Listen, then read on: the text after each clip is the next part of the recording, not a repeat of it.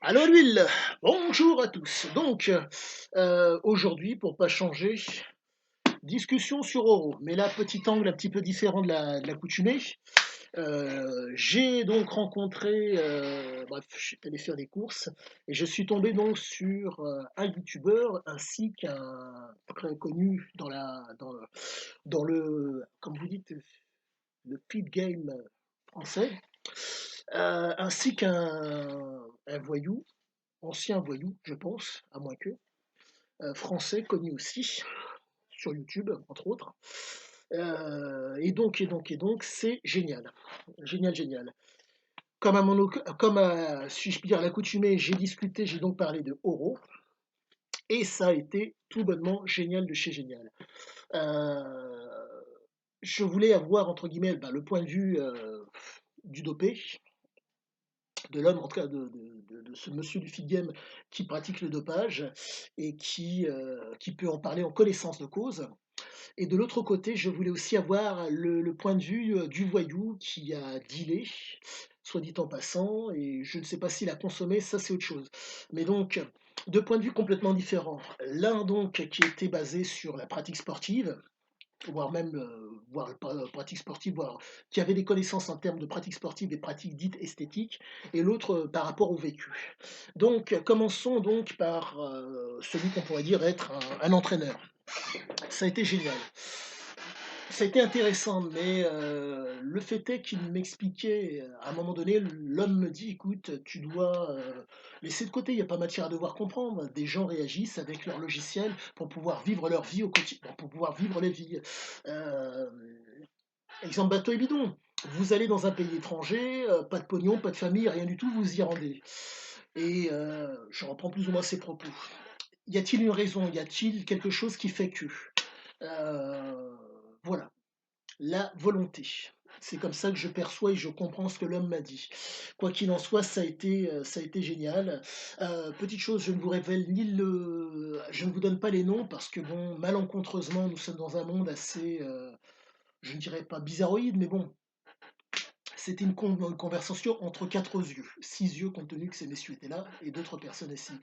Et voilà quoi. Si j'aurais dû leur demander s'il y avait possibilité de dire leur nom, mais bon voilà. C'est juste par, si je puis dire, déontologie.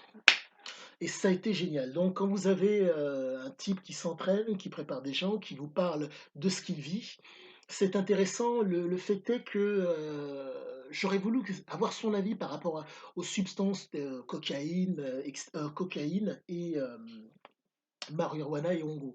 Et malheureusement, il ne voyait pas le côté, si je puis dire, application par rapport à une aventure, mais il le comprenait, la mécanique de l'homme, en tout cas le fonctionnement qu'il avait, parce que le besoin de vivre des choses, et pour reprendre ses propos, la question est de savoir est-ce que à la fin de sa vie, donc quand vient la cuenta, est-ce que ça en valait la peine? Compte tenu du comportement de Ziké, si vous voulez, ça en valait forcément la peine, compte tenu du fait que après la vie, il n'y a rien du tout pour lui. Donc, si vous voulez, c'est ce sportif qui me parle, qui me donne son point de vue, me donne son point de vue avec comment dire, avec la perspective d'un sportif. Est-ce que ça valait la peine que je prenne tel et tel produit pour faire telle et telle performance? C'est comme ça que je le comprends, c'est comme ça que je le vois. Mais quoi qu'il en soit, le propos, ça a été génial, ça a été génial. Euh, Ça m'a permis plus ou moins de sortir de ma zone de confort et ça me permet vraiment de me rendre compte que en tout cas, ce premier intervenant me donne des éléments qui font que ça corrobore le profil de Ziké, compte tenu de son vécu en termes de pratiquant sportive et de pratique et en tant que personne qui prend des substances dopantes. Et ça a été extrêmement intéressant. Maintenant, deuxième interlocuteur qui lui valait son pesant de cacahuètes et vraiment, ça a été génial. Donc le mec, il a eu quoique malencontreusement, non, il a fait un passage à la prison car il a été voyou, bref, il a fait des choses qui l'ont emmené en prison. Et comme à l'accoutumée, je lui ai donné le profil de Ziké, joueur défoncé, faisant en sorte que l'argent n'est d'utilité que dans l'utilisation.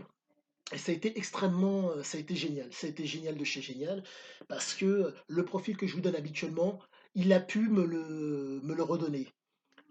Ce qui fait que je me suis retrouvé avec un homme qui m'a tenu des propos extrêmement pertinents. Nombre de propos qu'il m'a tenus sur, que moi j'ai pu comprendre de par mes 33 relectures, enfin 33e relecture en cours, soit dit en passant, c'est ce qu'il m'a expliqué par rapport à son vécu. Le fait que ces mecs ne pensent pas à l'avenir, mais pensent au moment présent et à profiter pleinement de la chose, fait que, soyons fous, le bouquin dit vrai, Ziké dit vrai. Et je suis extrêmement content parce que la compréhension devient d'autant plus fine. Le côté, si je puis dire, droit de l'homme pour pouvoir arriver, en tout cas, la droiture qu'avait Ziké pour arriver entre guillemets, pour finir entre guillemets l'aventure, a l'air de se tenir. Et je suis extrêmement content quand vous avez entre guillemets le point de vue du voyou qui côtoie d'autres voyous et qui,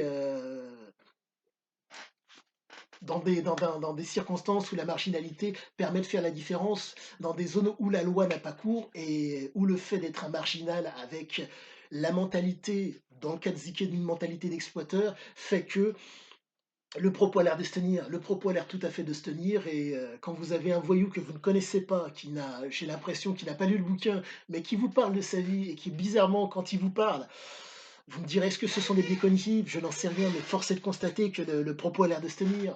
Et je suis extrêmement content parce que je pense que mon étude des textes, mes écrits vont être qualitatifs. Et ils sont qualitatifs, point barre. C'est même pas qu'ils seront, c'est qu'ils sont déjà qualitatifs. Et que cette relecture que je suis en train d'entamer me permet de dégrossir l'homme. Et je suis extrêmement content. Et puis voilà, quoi, la suite sera très très bien.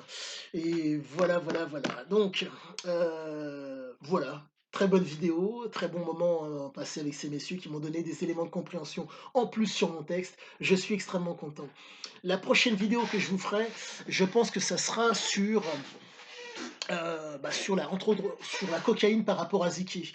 Mon objectif sera de vous donner, j'espère, bon, je pense que je la ferai, sera vous donner des éléments pour pouvoir réussir à être, si je puis dire, performant sans pour autant utiliser de substances telles que la cocaïne.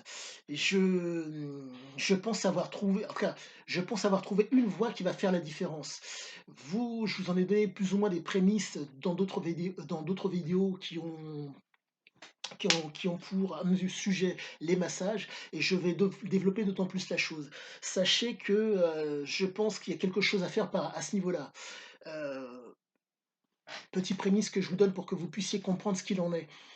Chose qu'il faut comprendre pour pouvoir avoir des effets, on va dire, similaires entre guillemets à la cocaïne, sans pour autant en prendre. Sans pour autant en prendre. Ah oui, chose très importante, mais je vous le dirai ça ultérieurement, quoique je vous le dis tout de suite, pour pouvoir faire cette différence sans pour autant prendre ces substances en ayant un niveau moindre, mais un niveau limite similaire, impératif, le bon geste, la bonne posture, tout en diminuant le stress déjà d'une, et entretenir l'afflux nerveux.